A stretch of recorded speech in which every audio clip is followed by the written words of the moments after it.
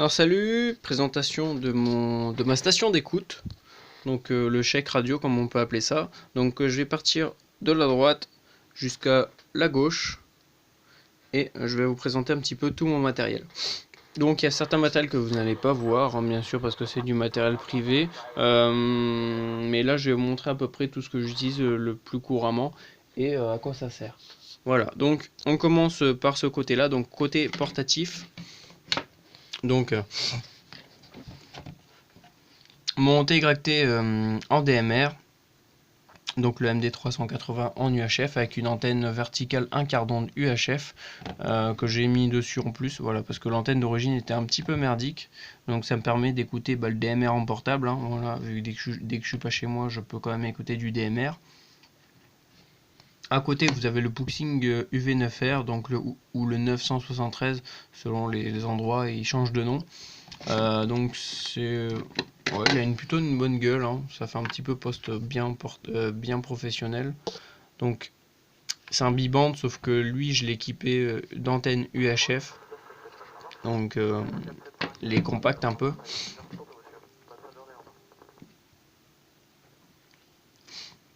Bien qu'elle soit pas trop compacte. Donc au niveau des batteries, c'est batterie de Puxing, hein, 1600 mAh.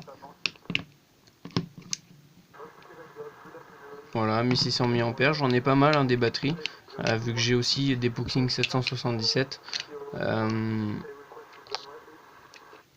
qui me servent pour le professionnel. Voilà. Donc ça c'est son socle de charge, tac. Donc toutes mes arrivées de chargeur sont en 12 volts et pas 11 volts comme les Baofeng. Donc ça me permet de brancher vraiment, avec chaque adaptateur, je peux brancher tous mes postes. Donc après j'en ai d'autres, mais je les montrerai pas parce qu'il n'y a aucune utilité. Là c'est vraiment pour faire de l'écoute. De ce côté-là, on a un socle Motorola avec des batteries de rechange, donc des batteries de chez Puxing, 1200 mAh. Voilà, c'est les batteries de rechange dès que je pars en portable avec ce poste-là pour vraiment avoir une très grosse autonomie. Donc ça permet de les foutre à la ceinture ou dans le sac. Elles sont super légères, donc ça c'est... Voilà. Ce socle là me permet pas de les recharger parce que c'est du Motorola et elles ne sont pas compatibles avec les autres marques. Donc dedans il y a un petit circuit électrique qui détecte en fait la compatibilité si c'est du Motorola ou pas. Donc en fait le socle de charge va, dès qu'on va lui brancher quelque chose, il va détecter le matériel, voir si c'est Motorola ou pas. Si c'est pas du Motorola, il va pas le charger, pour lui il y a un problème. Donc voilà. Pour charger, je suis obligé d'utiliser un autre socle Puxing ou alors celui-là, dès que j'utilise le poste en portable. Par contre, dès qu'il est en charge, je peux pas charger les autres. Donc je suis obligé de brancher un autre chargeur, donc c'est un petit peu chiant. Mais bon, voilà, je vais remédier ça pour plus tard. Pour l'instant, j'ai pas assez de multiprise, donc 2 secondes. Ça donne soif quand même. Donc voilà, UHF, VHF, il me permet d'écouter un petit peu de tout, hein, tout ce qui est marine, etc. Hein, comme d'hab, hein. Analogique bien sûr. Donc maintenant il y a le Yaesu VX3. Donc c'est l'un de mes derniers joujoux, donc vraiment tout petit. Il fait exactement la même taille que les UV3R, sauf que lui c'est un large bande. Voilà. Donc il fait de 1 méga 8 à 999,999. Voilà. Donc au niveau des batteries, c'est les mêmes que les UV3R. Voilà, donc j'ai mis les batteries de UV3R qui étaient un petit peu plus performantes que les Yaesu. Les Yaesu, je crois que c'est du 1100 ou 1200 mAh. Et celle-là, ouais, je crois que c'est. Et celle-là, c'est du 1600. Donc 3 volts 7. Alors j'ai le chargeur qui est de l'autre côté, je vous le montrerai après.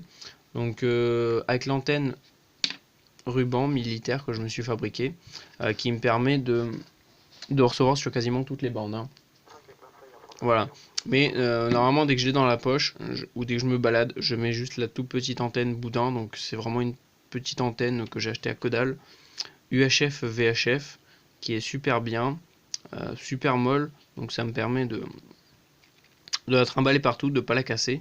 Et de pas être gêné aussi par le poste. Parce que déjà le poste il est super petit. Il est vraiment petit, hein. Donc après il a une super bonne autonomie, moi je m'en sers juste pour de l'écoute, hein, donc je m'en fous, je transmets pas, ça use pas la batterie, mais j'en ai d'autres au cas où. Mais là on présente le chèque radio d'écoute. Donc voilà, ça en fait quand même partie parce que je peux aussi le brancher en fixe. Donc voilà, l'antenne, la petite antenne portable. Donc maintenant on arrive côté scanner. Donc là c'est que du Uniden. Donc le BCT 15X, c'est mon dernier joujou que j'ai eu il y a une semaine à peu près. Le petit frère UBC 125 XLT, donc qui me sert à faire la même écoute que celui-là, mais en portable en fait.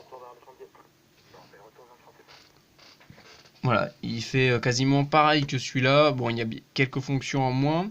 Il est moins rapide, mais bon, il fait quand même l'affaire.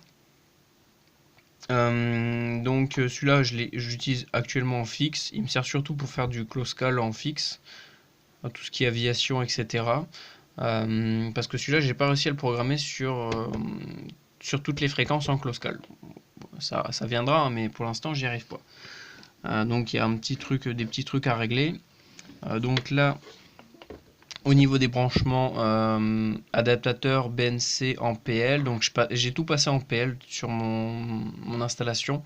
Ça me permet de brancher n'importe quel poste, il suffit d'avoir un adaptateur en PL. Donc là, je peux brancher tout ce qui est UV5R, Puxing, etc.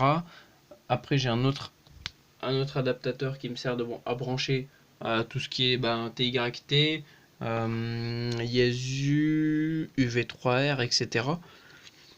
Donc voilà, c'est toujours du SMA, mais c'est SMA mâle, voilà, alors que là c'est du SMA femelle. Donc voilà, ça c'est mon poste qui tourne en permanence à la maison. J'écoute un petit peu tout, trafic aéronautique, professionnel, enfin bref, les trucs classiques. Avec celui-là, il me sert quasiment uniquement que pour la détection et des fois un petit peu de l'écoute à côté, dès que j'ai besoin d'écouter plusieurs fréquences. Voilà. Donc les deux sont branchés sur une Discone Sigma. Donc je l'ai présenté dans une autre vidéo. Elle couvre à peu près de 25 mégas à 900. Elle couvre normalement jusqu'à 1300, mais c'est pas vrai. C'est clairement pas possible. Donc elle est sur le toit. J'ai une arrivée en PL.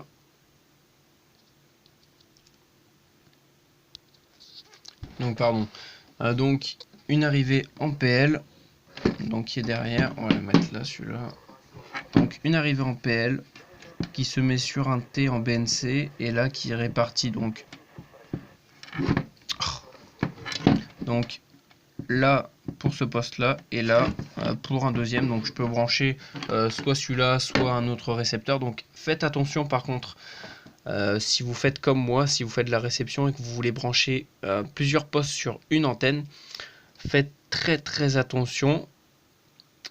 Branchez comme là uniquement des récepteurs qui ne font rien d'autre que recevoir. Voilà. Au moins, il n'y a aucun risque entre les deux postes. Voilà. Déjà qu'il y a des pertes, bon, ça je vais en parler après.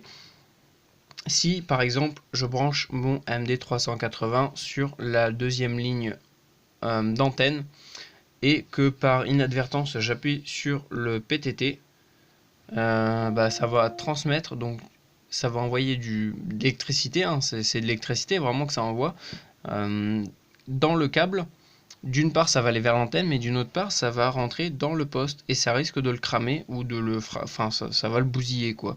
Donc faites très attention dès que vous branchez deux postes, il faut uniquement que ça soit des récepteurs et non pas des émetteurs récepteurs. Si vous voulez utiliser dans votre chèque radio plusieurs émetteurs récepteurs, utilisez une antenne pour chaque poste. Voilà. Pour être sûr de ne pas transmettre sur la même ligne qu'un autre poste et de le cramer. Voilà. Même si vous avez des filtres, des machins, des bidules, ça ne changera rien, vous allez les cramer quand même. Voilà. À part si vous avez un duplexeur, mais les duplexeurs servent à être utilisés sur une seule et unique fréquence. Voilà, enfin sur deux fréquences en tout, mais on ne peut pas se décaler de cette fréquence-là, sinon le poste est complètement sourd et ça perd tout son sens.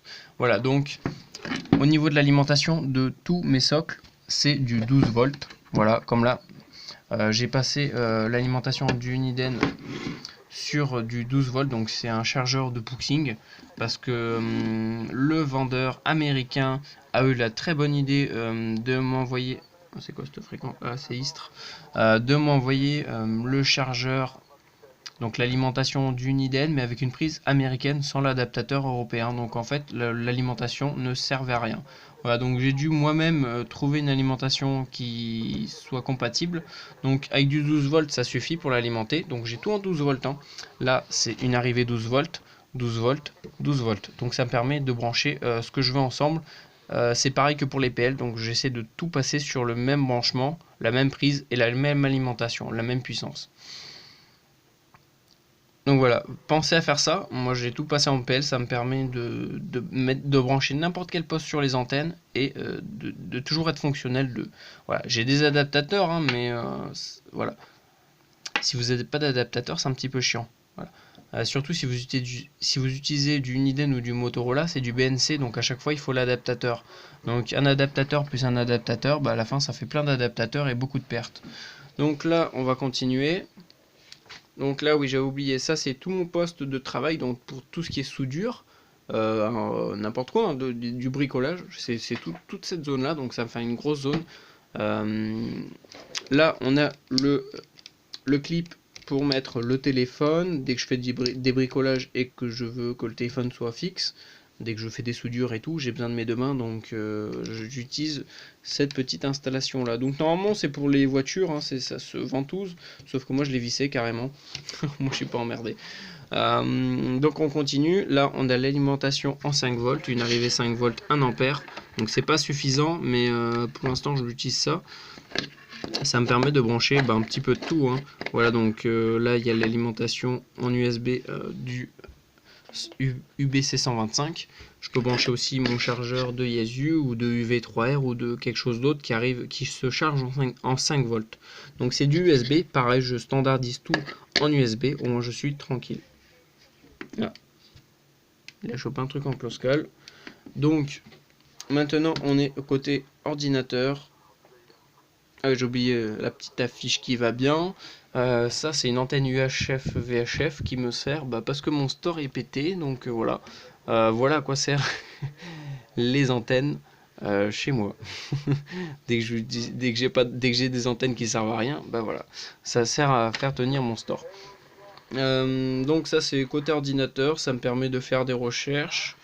Donc là, je suis connecté par exemple sur TSF70. Donc si vous ne connaissez pas, c'est un site qui référence d'une part toutes les fréquences par département, région, etc.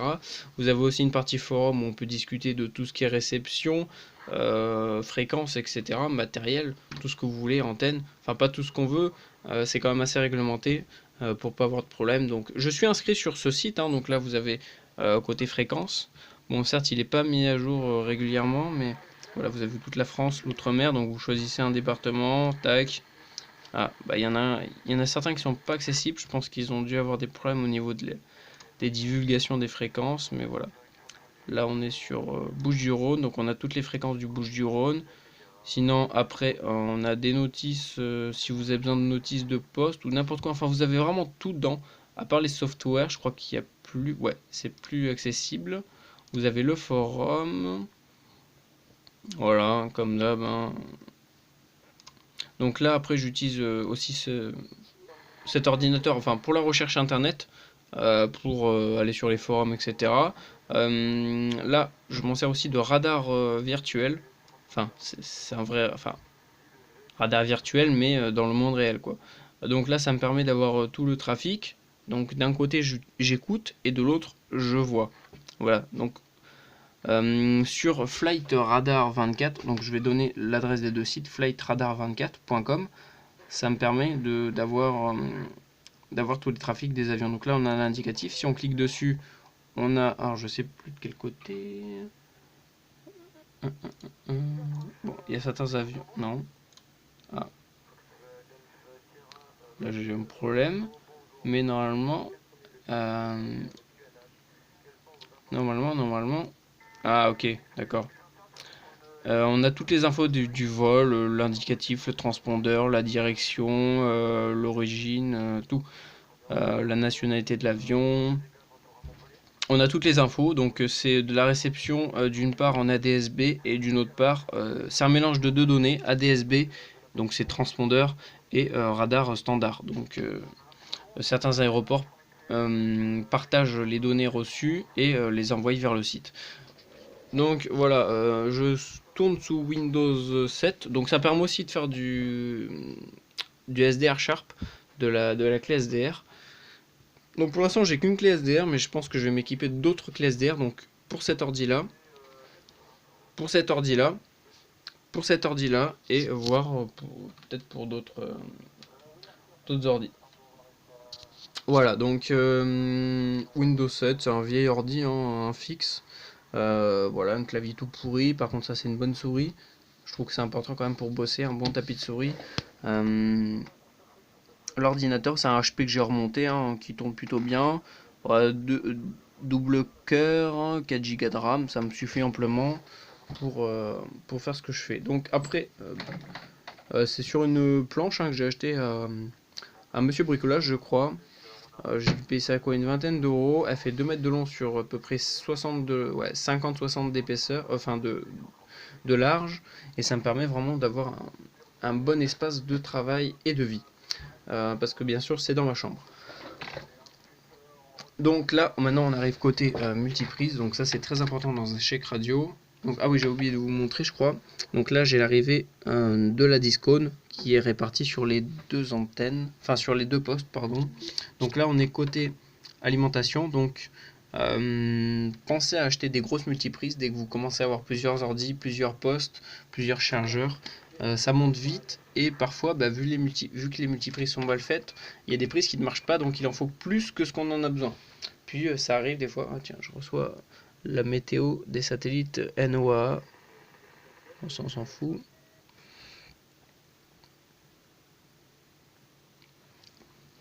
Donc là, j'ai l'alimentation du Niden. Donc c'est un chargeur Puxing, hein, j'en ai plein des Puxing. Ça c'est le socle du TYT, ça le socle du Puxing. Ça c'est l'écran, ça c'est l'ordinateur ou l'inverse, hein. Ça c'est mon alimentation 5 volts. Donc c'est un truc de Baofeng, hein, mais je m'en fous, hein. Ça marche très bien. Avec le voyant, l'arrivée du câble qui va jusqu'à la multiprise. Tout en USB, donc même là c'est en USB. Maintenant on arrive de ce côté là.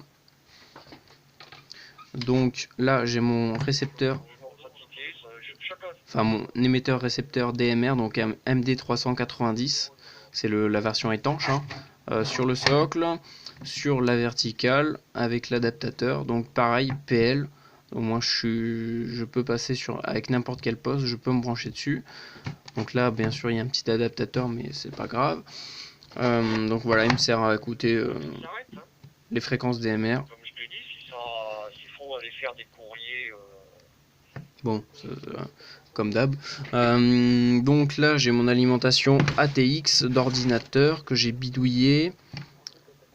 Donc je l'ai modifié pour l'utiliser en alimentation fixe.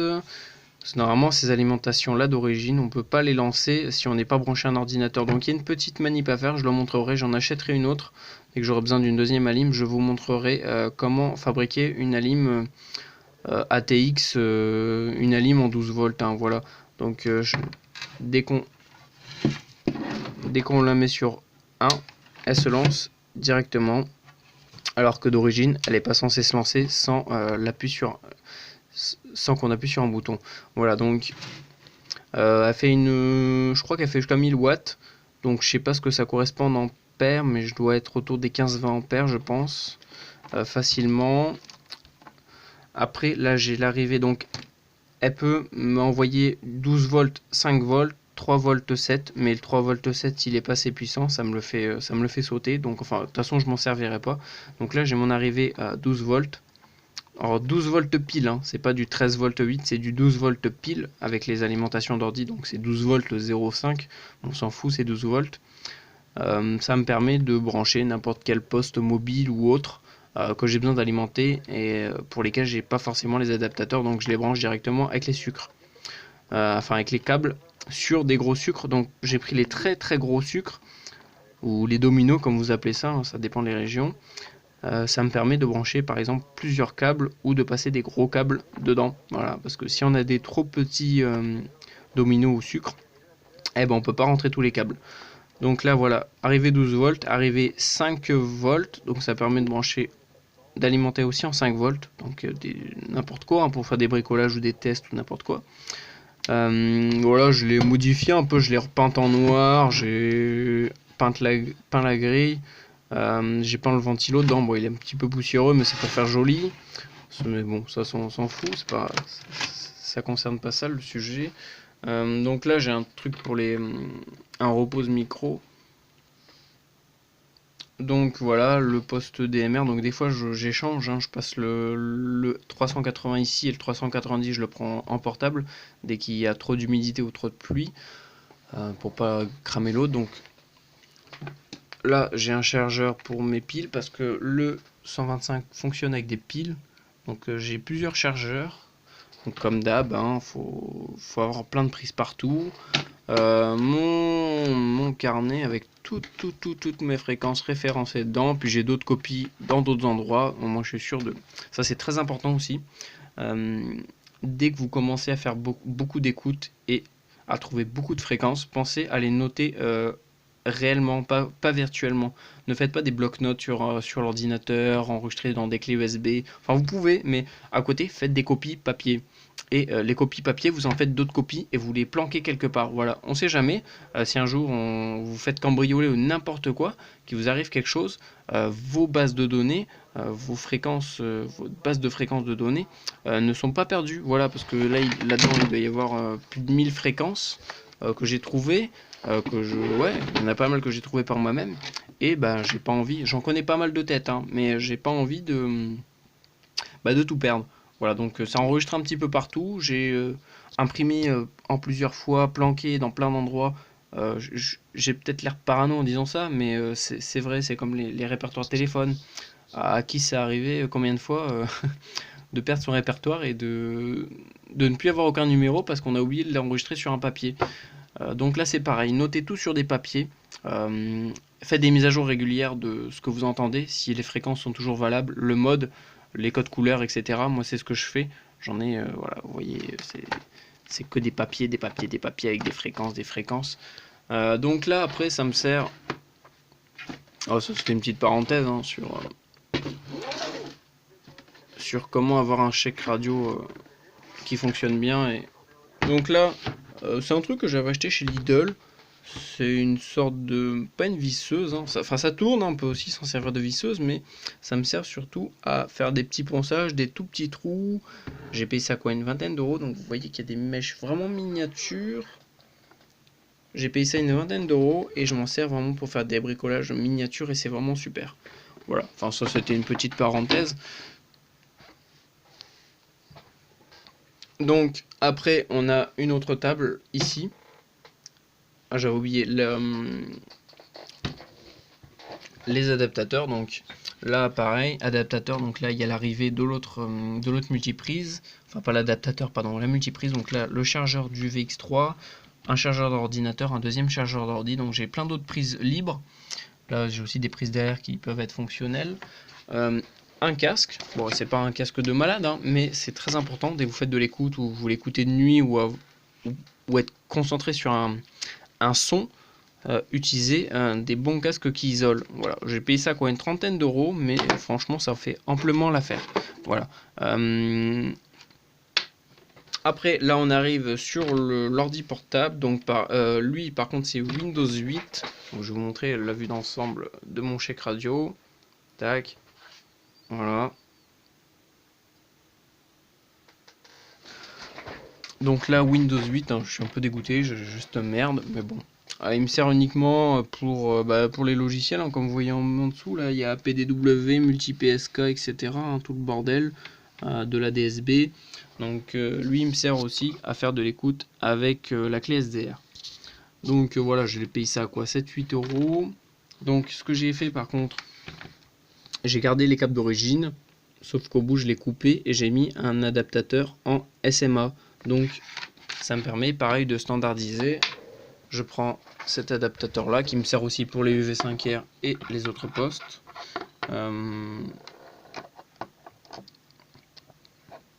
Voilà, si j'arrive. Donc là, hop, voilà, une fois que c'est branché, je peux le connecter sur une prise PL. Donc ça me permet, par exemple, si j'utilise pas le portable, enfin si le portable n'est pas là, et sur la deuxième prise, je branche ma clé SDR, donc il peut tourner sur cet ordi là, ou sur celui-là, ou sur celui-là. Bon, celui-là il est pas assez puissant, donc voilà, je me concentre que sur les gros ordis.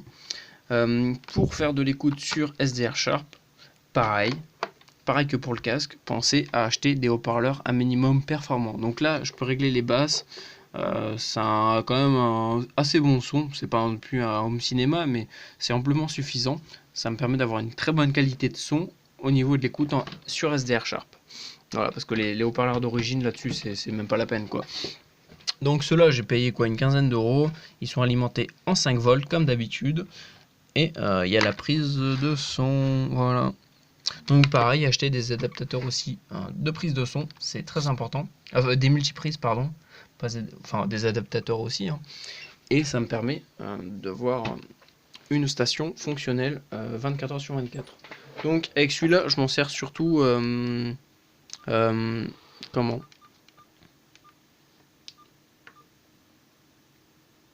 Je m'en sers surtout pour chercher au niveau du spectre. Et celui-là, il me sert pour scanner un petit peu les fréquences que j'ai trouvées. Voilà. Après celui-là, souvent je le fais tourner en scan sur toutes les fréquences que je trouve en DMR. Donc je l'ai branché sur... j'ai une antenne pour un poste. Donc cette antenne-là, tout le temps, si j'utilise pas ce poste-là et que j'ai besoin de l'antenne, je débranche et je le branche sur un autre. Voilà, je ne mets pas de multiprise sur celle-là parce que c'est côté transmission et j'ai pas envie de cramer les postes. Donc voilà, pareil. Vu que là c'est du DMR, il peut m'arriver de faire ça. Et s'il y a un poste branché, je le crame. Voilà.